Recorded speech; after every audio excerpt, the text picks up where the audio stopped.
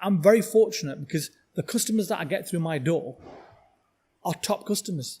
I'm dealing with some of the most affluent, the most successful people around the world. And they're just coming to treat themselves, basically. And they're coming to treat themselves. And what better place to come to than Amari Supercars to treat yourself to something that you've worked hard for all your life, or you want to upgrade and you want to deal with Amari. You know, and that's what I love about this game because, look. So it was...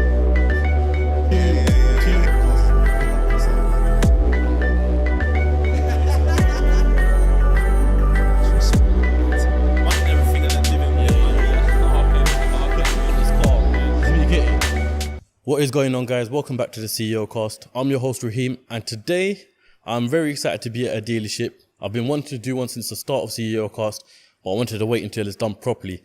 And by that being said, I'm at a dealership where I think it's probably safe to say that it's got some of the best stock around the whole of the UK, if not the world. I'm going to let the main man introduce himself. I'm with...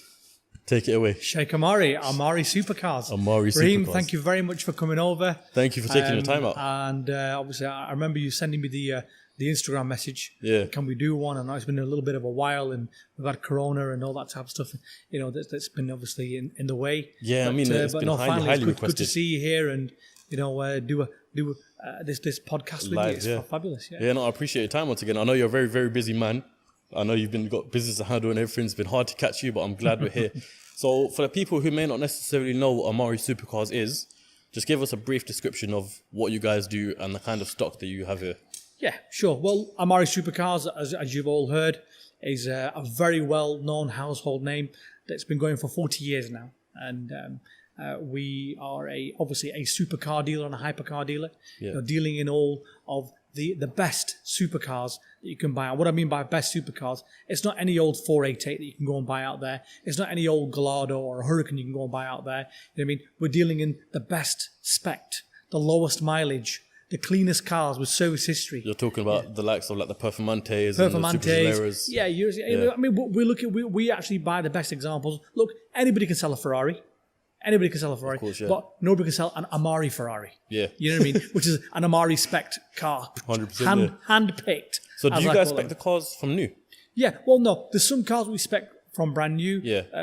And there is obviously a lot of cars that we buy. Yeah. But obviously, again, when I'm the buyer here, and when I'm buying cars that I want myself. Yeah. That's how I look at it. Yeah. You know what I mean? Spec is king. You know what I mean? I mean, over anything else, if you get the car that's the right spec, it will help sell it.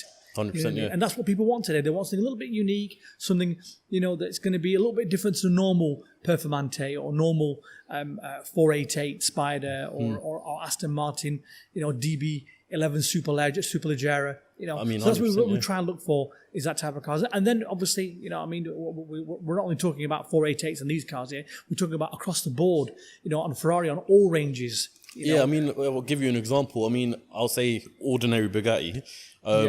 Everyone can buy a Bugatti. Well, not everyone's. I worded a bit wrong.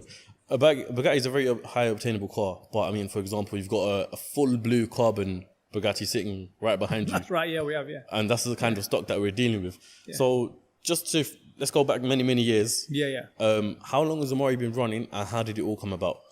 Right, yeah, and that's a question that obviously is a very common question for me. Yeah. You know, and for all our young viewers out there that are watching this today, I'm very fortunate because I come from a very good background. You know, and you know, when I was 16, 17, you know, my father asked me, what do I want to do? You know, and I said, Daddy, I want to do what you do, buy and sell cars. So it was your father? Yes, that's right, exactly. Okay, wicked. And he said to me, okay, he said, get your education done. Yeah. You know? And I said, no, I don't want to do that. You know, I said, I want to jump straight into cars and I want to follow you or what you're doing. You know? And he said to me, okay then, fair enough, fine, not a problem. He said, I'll give you a couple of pointers, okay, and remember a couple of things. And then from there, it's down to you. And those couple of things were, look, be honest, work hard, okay, yeah, and make your dreams into reality. 100%, you know, and believe in yourself, you know. So those are the few things that he said to me, and they've always stuck by me. So you must have been about 17, 18 at the time? Well, no, to be honest with you, I was quite a young starter in this. Okay, yeah. I was probably about 14 years old. Oh, no way. Okay. Yeah, 14 years old I was, yeah. So, and because I've been very fortunate because I've always been brought up around these cars. Yeah. You know, and in our family, having Rolls Royces, Bentleys, Mercedes Benz, you know, I mean, Ferraris weren't that common in them days, okay? Yeah. But my dad had a Lamborghini, you know. I'll never forget, he had a Jalpa and he had an Espada, you know. Do you know what? I don't even know which ones they are. No, I bet you don't. No, I think the furthest Lamborghini I know from back in the day is probably the Miura. Or the Miura, that's right, yeah. I think after that is a Countach. And Countach, that's right, yeah. So that's what I remember. And then you're saying ones that I'll try and get some pictures of them. Those were kind of like around the same era. Yeah. But because there was mum, dad, and my brother as well, so we were trying to buy a 4-seater. Yeah. So the Espada came in as a 4-seater, and the Jalpa was just a 2-seater car, you know. Until then, my dad upgraded it into a Countach, and so on. So obviously, but yeah, going back to your question, I mean, we've obviously my background and my start from this is at a very early age. You know, it's I would never call it a business. For me, this is a hobby. This is passion. You know, I've always said that I've not got red blood running through my veins. I've got you know. Petrol. Yeah, petrol. Well, unleaded super hyper Shell 99 V power. That's right. Yeah, you name it. The top level fuel notch, running through my blood now. Now it runs through my wife and my kids now as well. Yeah. So just a question, talking about your like growing up, your childhood. Yeah. Like you said, you were surrounded by cars. So I heard this recently when I was doing my research. What car, for people who don't know, what car is it that you learned to drive in? Right. Okay. Well, it was a Ferrari Mondial. Wicked. That's what it was. Yeah, I'll never forget. And even when I passed my driving test, that was the car that I took as my everyday car. Okay. You know? And obviously you had your friends, and at the age of 17 to have a Mondial was like big news. It was like, oh, this guy's got a Mondial, a Ferrari Mondial. I'll never forget that when I turned up at one of my friend's house, and this is in Kensington, and it was a summer's day, and the hood was down. I just bit my horn, and they all looked out. He's bought a Ferrari. Oh my God. And they came running downstairs, and we just spent all day just driving around, around and around Mayfair, Knightsbridge, you know, all the nice areas, Holland Park and what have you. It was absolutely fabulous. So have you always grown up in Preston, or did you used to? No, we moved here now, probably, I'd say, around about 20 years now. Okay, so originally from London? No, we're originally from the north. Okay, yeah. From Manchester, but my parents' business was down in London. Okay. So obviously we were commuting back and forth quite frequently. Yeah, quite frequently. Yeah. I can imagine. Yeah. So what was the first car that you probably purchased for the business? Seeing as you said to your dad that you know you want to start buying and selling cars just like he did, what was the first car that you acquired and the first car that you sold?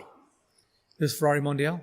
Oh, so the same one you were driving? Yeah, the Mondial, that's right, yeah. I bought that car, I'm trying to think now from memory. I think I paid around about 23,000 £23,000 for it. Yeah. Seriously? Yeah, that's how much they were. That's right, it was a second-hand one. Supercars in general were around that sort of... Well, don't forget, we're going back now, 1980s, 88, 89. Oh, bloody hell. Yeah. So the same car today, how much would that be worth? What do you believe? It'd be probably worth a bit more, probably about £35,000. Flipping out. Yeah. So it was a black Mondial T.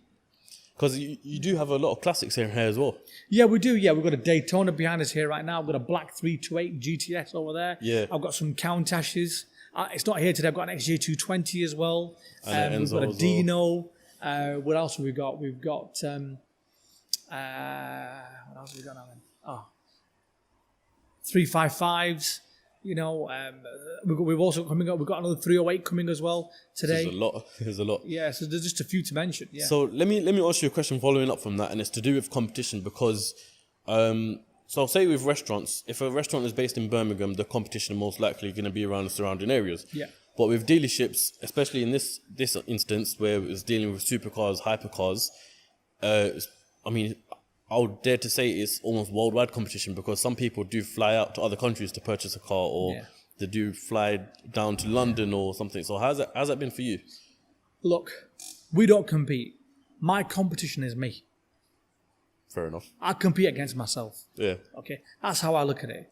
I don't care about anybody else. I'm not being rude here now. They do their business their way. Yeah. Okay, I don't go out with a begging bowl to people, sell me your car. I don't go out with a begging bowl to people to say, give me your car. Listen, I'm a believer.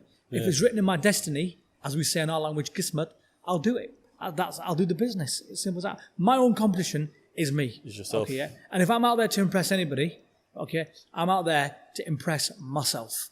Okay, and my family. That's what it is, yeah. I mean, customers are number one, obviously. I think number one, it has to come within. If you love yourself, if you like yourself, if you believe in yourself, okay, and you trust yourself, then the customer automatically will do the same as well. It all follows on from there. 100%, That's how I look at it. It's in the sale as well. Of course it is, You can see it's... it's the art of selling without selling.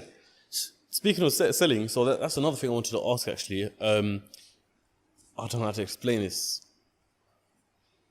When a customer comes for a car, how much do you have to say?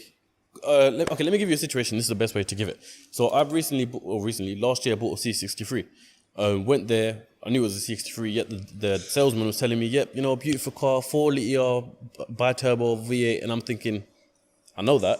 That's why I came to see the car. What I'm trying to say is, how much of a salesperson do you have to be for this? Because someone's coming for a specific car. You don't know. No. I think in this game here, this is why I don't have any salespeople. Yeah. I will not employ a salesperson in my company. But I get plenty of people sending me CVs. Oh, we can sell this, we can sell that. You know what I mean? We worked at Mercedes-Benz, we worked at Porsche, XYZ. No, I don't need it. I think the profit and the sale is in the buying. Yeah. That's how I look at it. That's it, yeah. And if I've got the car that is, like I said, the right spec and a unique car, then I am going to sell it automatically. And the person that's coming to buy that vehicle from me has already done his research. He's ringing me for a reason. Yeah. He's ringing me thinking or knowing, damn it, Amari's got a car there which is pretty unique. And you know something is that I can't find that car anywhere else. That's why I'm ringing him. Yeah, of course. Exactly. So if you're ringing me, if anybody's ringing me out there for a car, you're ringing me to buy my car. Otherwise, unfortunately, you're a time waster. It's not even one of like where it's like price comparison. So if there's a bit of noise, we are in a dealership, of course, after all. But yeah, it's not even like, can you match his price? Because you're not calling to get a price match or compare or just a test drive. You're here for the P-Star with the red paintwork and the black stripe. Yeah, exactly. Yeah. That same interior. That's the exact car that I would want, me personally. So going back to what I was saying about your childhood growing up, stuff like that. Did you always have a dealership, or was it buy and sell cars as they come? No, we had a dealership at that time. Okay, yeah. Yeah. So obviously we were buying and selling. Yeah. Okay, we were importing cars, we were exporting cars as well. You know. So this is something that we've done for a long time. Long time. You know your way around it. We do, yeah. Wicked. Yeah. But then again, I'm still learning. What do you mean? I know what you mean, but still learning. Why did you say still learning? Every day, you learn different things. You know, and although I've been doing this for a long, long time now, you never stop learning, do you? You know, if someone says they know it all, and that they're the master of their game, then I think they're being a bit too cocky. Yeah, a bit too cocky for their own kind, because we don't. Yeah. Every day is a different day. You know what I mean? Different cars, you learn different things about the same car. What's a car that you've had that you'd love to have and sell? You know, I've got them all. What have I've got a Countach, I've got a Bugatti, I've got a LaFerrari, I've got an Enzo. If there was one limited one that you've always had your eyes on thinking, how do I get it? It might not even be in this country. It might be very limited, like in terms of 7 to 10 units. Is there any specific limited car? I've got it. I've got them all. I've got them all. I mean, look, one second. Hang on. I'll answer that question. I mean, you're not wrong. You have got everything here. I know, isn't there? Yeah. This is like the Ferrari section. Other section was the Lamborghini section, which we'll go through after. I mean, even myself, I can't think of anything. You've got the Bugattis, you've got the Ferraris, you've got the Lamborghinis. What more is it? How long usually does a car stick around for? How long do what? Do cars usually stick around here for? Well, listen, is it we sell on average every month around 15 to 20 cars a month. Yeah. That's our average. I mean, even on your Instagram, you were recently known as Mr. Pista. Mr. Pista, that's right. Yeah, but we sold more pistas independently than any other dealer. How many are we talking? Altogether now, we've done about 20. No way. Yeah, 20 pistas. So, Yeah. so it's a limited run of 500, I believe, isn't it? That's right, yeah. And you've sold 20 out of 500. Yeah, but that's only, don't forget, in the UK, Yeah. there isn't 500. Yeah, no, of course not. That is worldwide, yeah. That's right, yeah. So bloody hell, so Mr. Pista. So, for example, that Bugatti behind you, Yeah. how long would you reckon it would take until that's gone? Oh, God, that's a difficult question, that is. But listen, what I'd say to you is that car, it could take 1 month. Yeah, It could take 1 year. 1 year. Yeah, I don't know. But because it's a unique piece, I'm hoping that I'll sell it within the next few weeks. Oh, fair enough.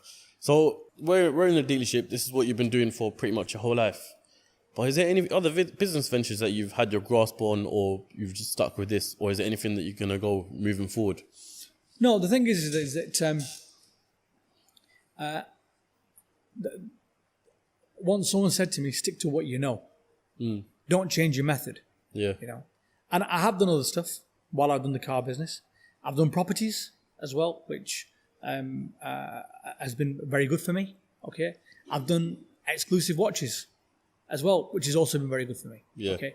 But I always come back to cars. that's what you So know the thing best. is, this is what it is for me. I love it. I love it. I walk into a bank every day. You know, I walk into what I love every day. You know, I see beautiful shapes, designs. You know, I might buy the same car or the same model 10 times in a month, but it's still exciting. Yeah. But it's another car with a different specification. So would you say it's not a norm for you? Would you still come in here feeling wild? I do, because the other part of my job, which I love, is meeting people. Yeah, of course. And Yeah. the thing is, this is what I talk about. When I talk about cars and the specifications, and I love buying the same car again and again, the same model, it's always a different customer that comes and buys a car from me. And that's what I love. I'm very fortunate because the customers that I get through my door are top customers.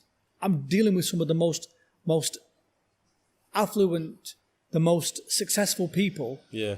around the world. And they're just coming to treat themselves, And basically. they're coming to treat themselves. And what better place to come to than Amari Supercars to treat yourself to something that you've worked hard for all your life, Yeah. or you want to upgrade and you want to deal with Amari. You know, and that's what I love about this game because, look, the cars have come secondary in a way. Yeah. Social life, as you know, out there on Facebook, on Instagram, on TikTok, we all make friends on there. And they're all fake friends. We all know that, don't we? Fake friends. Yeah. Okay. But really, when you're in doing what I'm doing in the business that I'm in, and you're meeting real people that have got real money, that when they come in, you shake their hand, or in today's age, you do an elbow literally. shake. Yeah. Okay, yeah. It's something else. You know what I mean? You look at people in the eye, you know what I mean, and you do deals with them. You create a relationship. It's not just You create exactly, yeah. You create because a I'm relationship. assuming someone would buy a car here and then it will come again and again, whether it's to part exchange or whether it's to buy another car. Exactly, yeah. Yeah. And that's what we want from our customers. You know, we're very lucky because once somebody buys a car from Amari Supercars, They're stuck with them. they stop with us. Yeah. And they stay with us.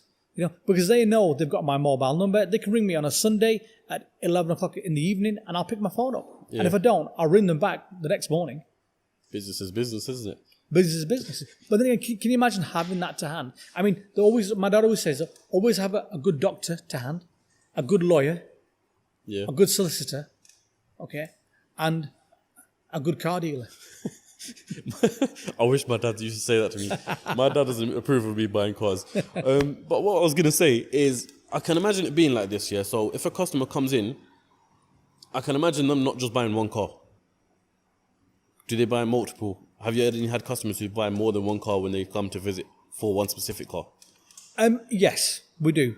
We do get customers that have come in and they'll buy a couple of cars. Yeah. Okay. It's quite rare, okay, yeah, that you get that. Yeah. But we do get it time to time where people come in and say, right, okay, look, I like this car and I like that car there as well. You know what I mean? So we had one customer in a few weeks ago, okay, that came to have a look at our F40 Ferrari. Yeah. Fell in love with it. He said, listen, look, that's a fantastic spec car, you know. And he goes, he says, you don't happen to know the Ferrari Enzo, do you? That's for sale. And I said, yeah, I do. We've got one next door. Do you want this in addition, or is this to add on? Or in addition, or a separate sale? Yeah. He goes, no, I'm looking for two. Package, basically. A package, basically. You know, took him next door, showed him the car, fell in love with it.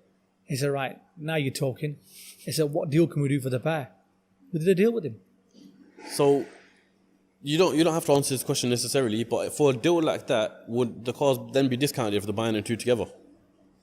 Not a premium car like that, no. No, so it would stay at the price that you're asking for. Yeah, exactly. Yeah. Oh, fair enough. You can't even complain. I mean, you're buying husband and wife there, or father and son, basically, whichever way you look at it. So one doesn't go without the other, so you have to pay a premium for it. I'm guessing it would have been someone who's got a car collection. Yeah, it was a car collector, yeah. Yeah, it would make sense. Car collector from abroad. You've been around for many, many years now. I think it's 35 standing at the moment? 40 years of companies, yeah. About 40 years. So yeah. How has it changed from when it first started to where it is now? I'm talking about in terms of the amount of stock that you got, and mainly when it comes of the likes of social media. You got your Instagram, you got YouTube, where you can advertise the car in a lot more places. How has it changed over the years?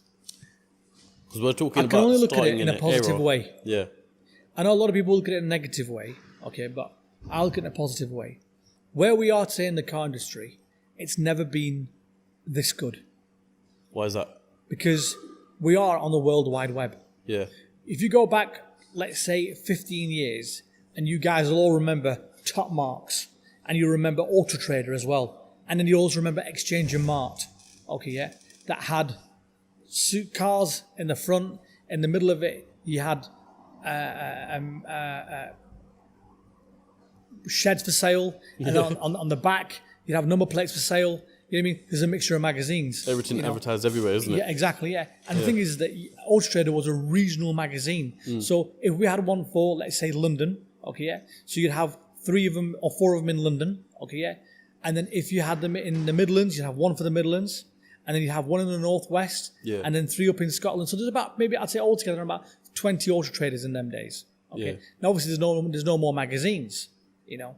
And then Auto Trader went and opened Top Marks, which was a magazine for prestige and performance cars. And then that was a national magazine. That was. And then from that national magazine, it went onto the internet, which was the Auto Trader. .co.uk as we know it today. And then you've got a Piston Heads as well, which again is another a big forum for selling cars. And then you've got other ones that have come up over the years. Obviously, at the moment, obviously, Auto Trader is the number one place to go to for your cars. Yeah. Yes, it has its benefits, okay, yeah, and more benefits than negatives. You know, the negatives is that for other motor dealers, from what I hear, is that everything's on the net. You can check out prices. You can check this out. You can check that out. You can narrow it down, and there's so much choice out there. Whereas before, when you were dealing in cars in London, for example, you'd only have London Auto Trader. You wouldn't know what was for sale in the north. You wouldn't know what was for sale in the Midlands. You wouldn't know what was for sale down all the way down south. It was just your area. So the customers you were dealing with were customers just in your area, and that was it. We were quite lucky in them days, because when we used to get the Auto Trader, we used to get them from all the regions. So we knew what was for sale everywhere, and we'd go and buy it and then bring it into London and sell it in London. Yeah, no, that's what we used to do. But yeah, going back to what you're saying, the internet's a fantastic place. It depends how you use it, and if you use it cleverly, you can monopolize your product. Yeah, of course. Whatever it is. So you've got experience over many decades. What would you advise to someone who's trying to open a car dealership? Maybe if it's a supercar dealership, or if it's just your average 3 Series sort of dealership. What would you... Look, not that I don't want anybody to be in this business. Okay. I'll tell you now, is that the old boys in this game, like me, and this is a very important thing that I'm going to say to you now, is that, I'm the oldest Asian boy in the car game.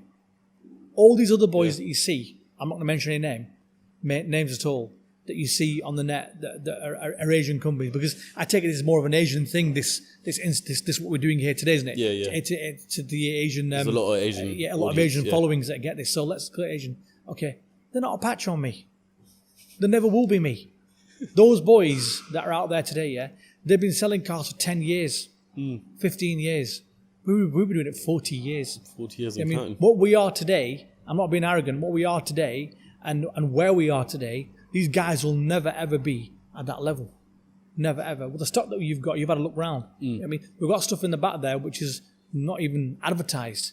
I mean, top quality stock that we sell off market as well. Is that the one in the other room? In the other room, yeah. You know what I mean? And also we've got another warehouse further down the road here. We've got some more stuff in there as well.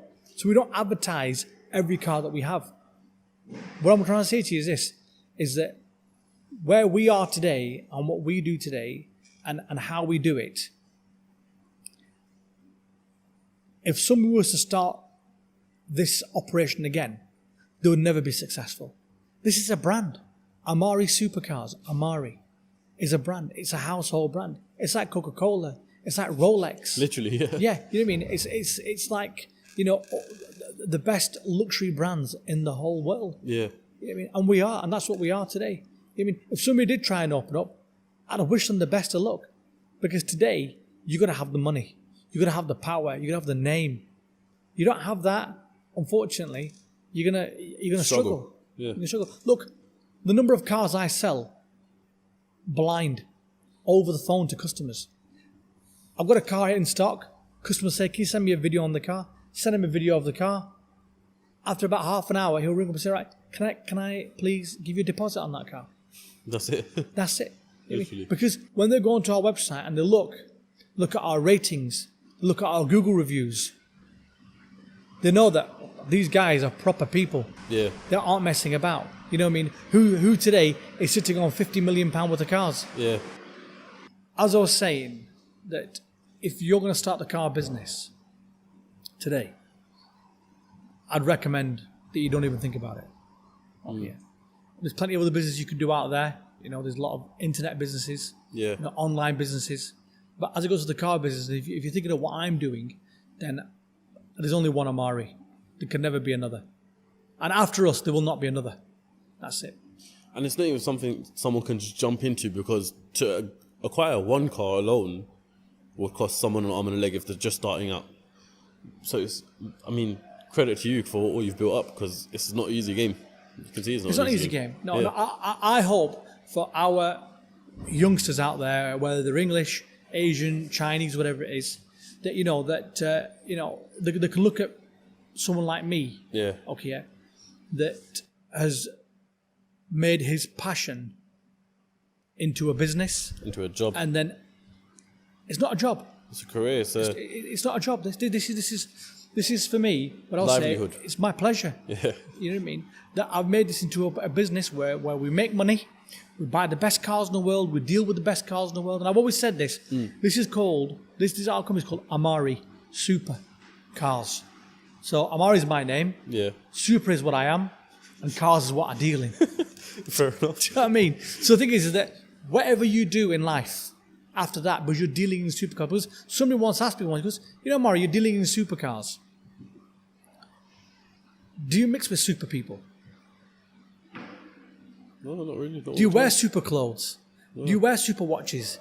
Do you think super? Do you think they're best?"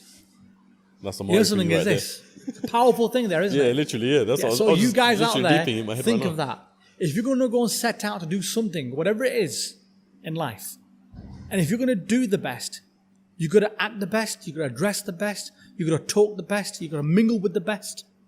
You mean you've got to think the best. You've got to be the best version of yourself, You're the basically. best version of yourself. It's all about you. It's not about anybody else out there. Forget it. Because everybody out there is greed. In today's world, everybody out there wants to latch on to what you're doing. Is that something you've learned over I've the learned many over years? the years, yeah. I've learned over the years. So I'll go back to it again now. Super. What I do everything super. Wear super watches, super clothes, super shoes. You know what I mean? When I come into my showroom, I feel super. I want my customers to feel super as well. That's what it's all about. Yeah. Speaking of customers, have you had any customers from abroad? Have you sold cars abroad? And mainly, you know what? Have you thought about opening a dealership abroad in another country? Maybe somewhere like Dubai, where supercars are highly, highly sought after. They just buy it like it's buying a 3 Series. You know something is that, good question. We sell cars all around the world. I mean, last week we sold 4 cars, one to Denmark, the guy that bought the F40 and the and the Enzo. Yeah. Okay, in Monaco. We sold 2 of our very exclusive Porsches. RSs to Japan. This is only in the last, 3-4 weeks. Oh, seriously? Yeah, exactly. Okay, I thought we were talking and, about the years. and these guys, I mean, again, the guy from Denmark, the guy from Japan that bought 2 Porsches, they never even came over. They trusted us, and we sent the cars over, and we are dealing all around the world, because look, we've got left-hand drive stuff here as well. You know what I mean? There's certain foreign markets, Far East markets that are right-hand drive. That we're selling cars out there for right-hand drive markets as well. So we're doing all around the world, yeah. With right-hand drive cars and left-hand drive cars, is there a price difference? Because if you look at it, obviously, majority of the world is left-hand drive.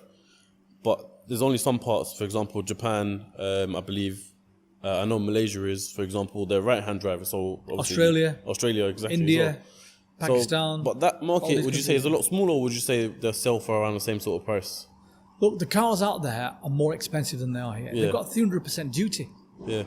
We're very lucky here. We've only got 10% duty and 20% VAT. We are one of the most, I should say, luckiest countries in the whole world to have the cheapest cars. That Ferrari there, that 458, if you import that into Malaysia or Far East, that'll cost you 3 times.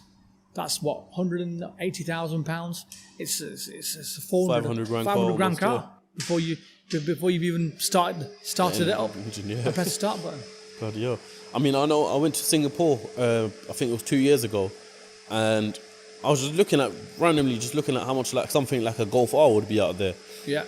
And I don't know if I did my maths properly, but when I converted it to pounds, it was about £100,000. Yeah, of course. Because of the taxes, and apparently you can only have your car for 7 years or something like that. This is why a lot of customers that we deal with as well also that buy cars from us here, they keep them in the UK. Yeah. Because it's cheaper to keep them in the UK here, and when they come back in the summertime, they drive them around and enjoy them here, and then they go back abroad and they do the same again the year after. Yeah, they just come here. It's like now, I'm going to go back to your question now about me opening a dealership abroad. I was going to get to that, yeah. So I think as it goes through opening a dealership abroad, I was a partner in Dubai, with a very large supercar company. That was 20 years ago, and I killed it. I absolutely made a killing in it. Yeah. Yeah.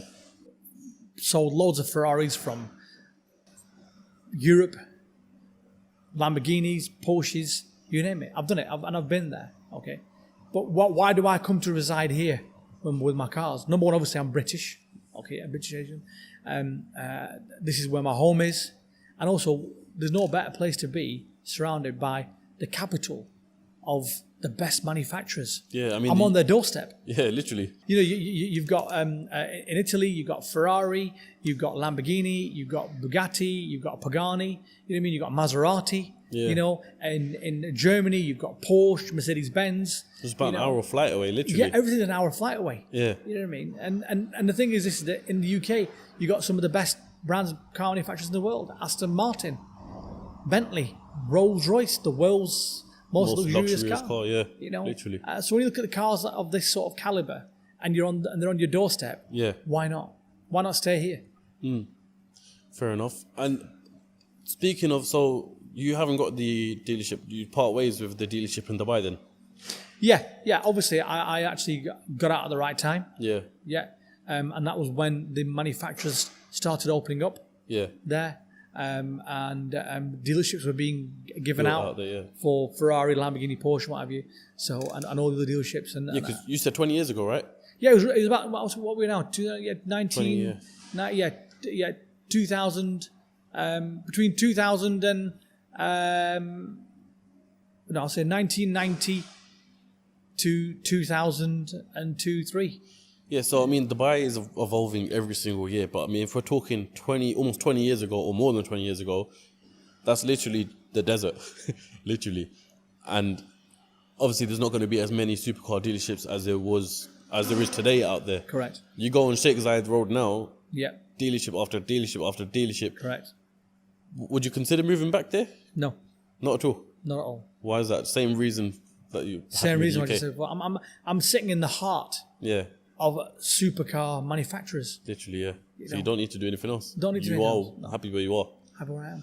So, and I've already got a suntan all year round, so I don't really need that, do I? That's us Asians' benefits for you. Yeah, exactly. Yeah. Although I've not been on holiday this year, I might look a bit dark, but that's my natural colour. I'm going to use that excuse as well. So what I was going to say is, that kind of brings me to the struggles almost, yeah. So nothing really comes easy, especially a dealership of this caliber and this size and the success that it's brought. So tell us about some of the times that you've had where, have you had any doubts about the business at all throughout any of the years, thinking, I can't do this, it's not worth it? No. Not at all? No, I haven't, no. Look, what I'll say to you is this, is that people that become complacent and take things for granted, I can understand that happening to them. Okay. With me, I never took it for granted. I never become complacent. What I am is that every day I look for a new challenge. And this is the thing now. If you look for a new challenge every single day, then you will not find any flaws in your business, and you'll never find an excuse to throw in the towel. So for me, it's new challenges every day. What can I do that's new in my business? So you're still setting challenges yourself every single day today? Yeah, you've got to challenge it. Like I said, I'm my own competition. Yeah. I'm setting challenges for me, for my staff.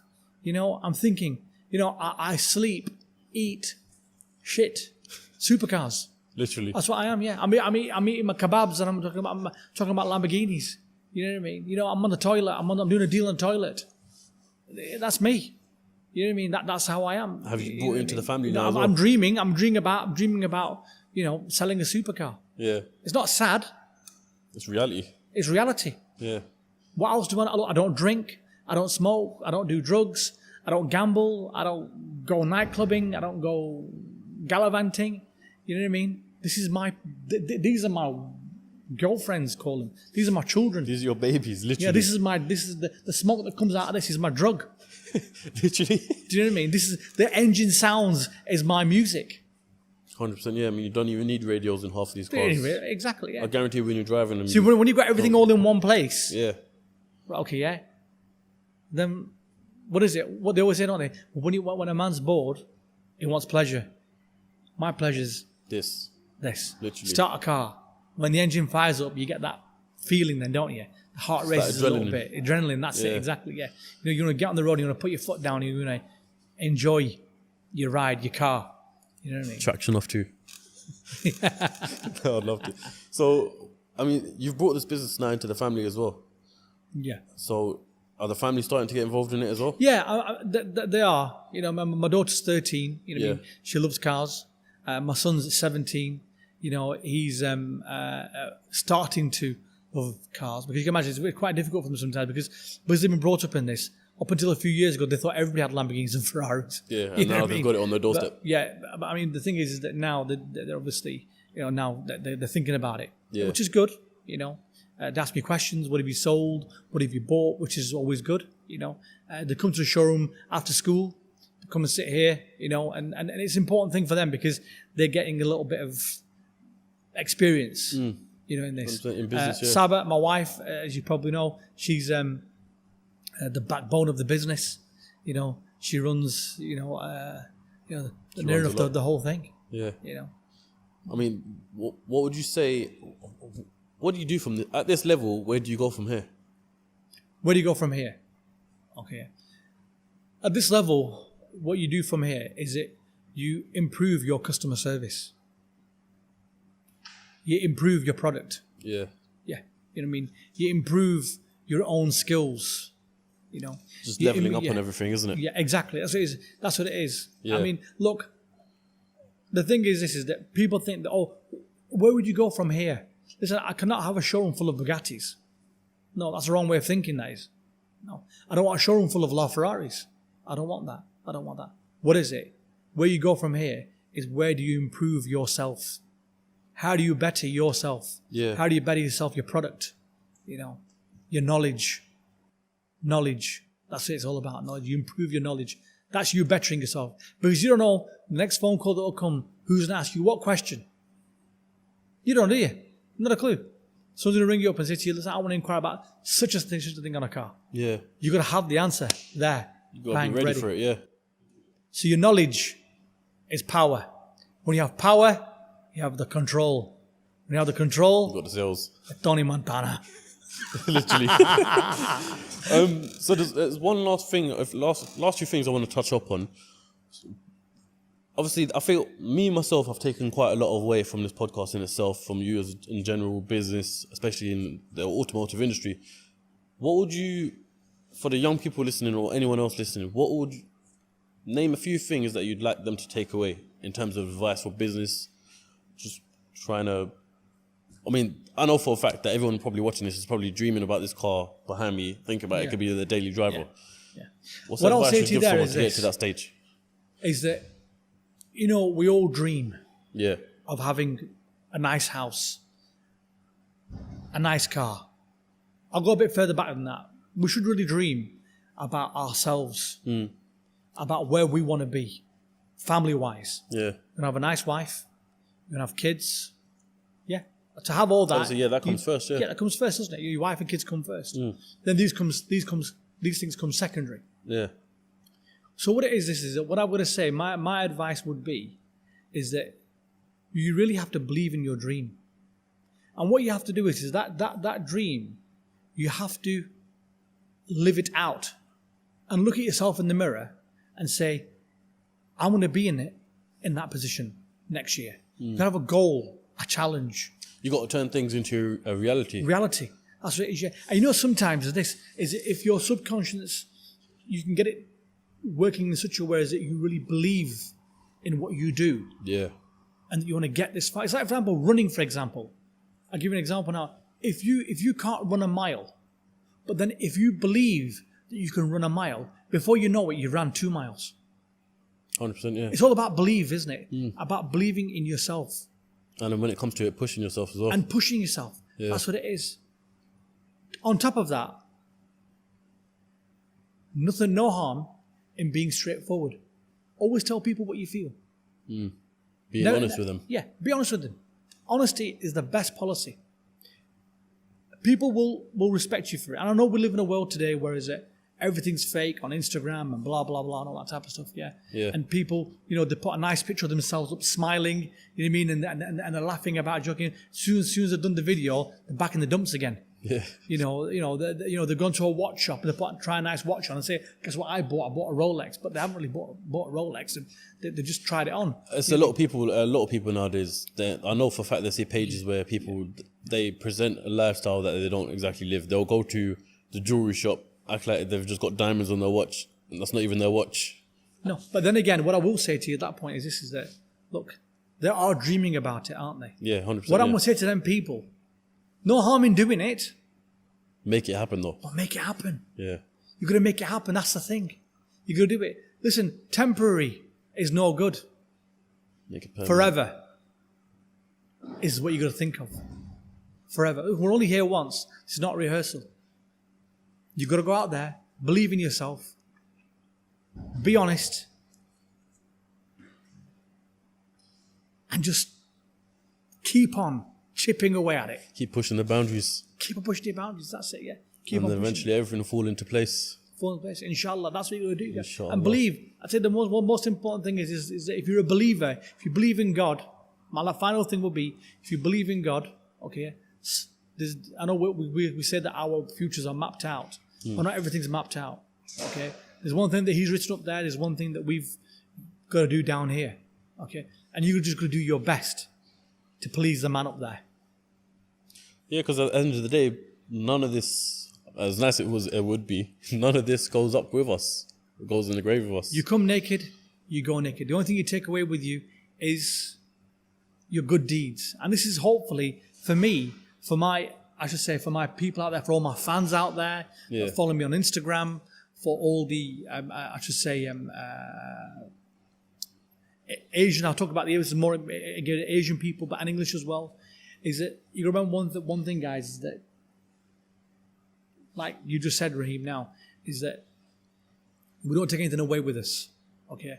I want to be, and I want to leave a legacy behind, that you guys remember there was a guy called Sheikh Amari Supercars, and in our era, he was the most famous Asian guy that sold the best cars in the world. Yep. And what a guy was he?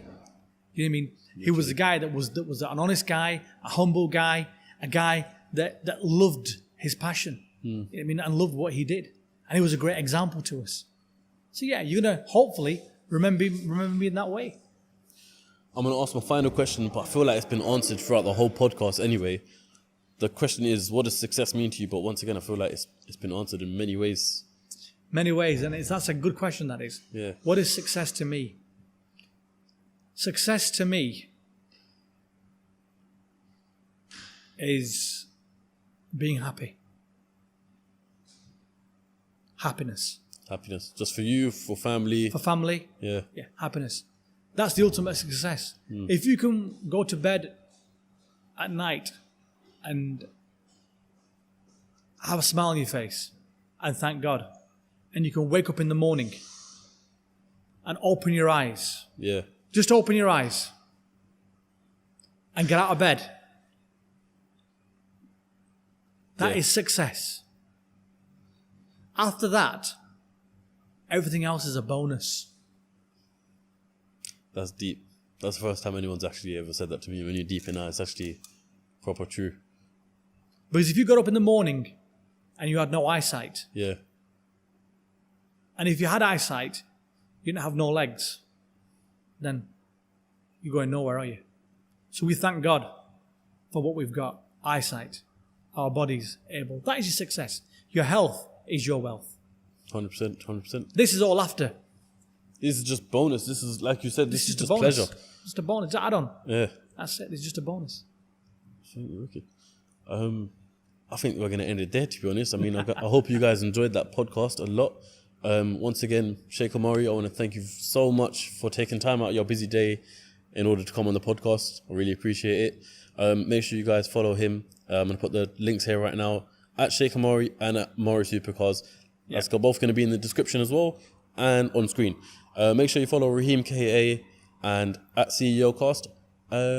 Put that in the links in the description as well. If you listen to this Apple Podcast and Spotify, make sure you follow.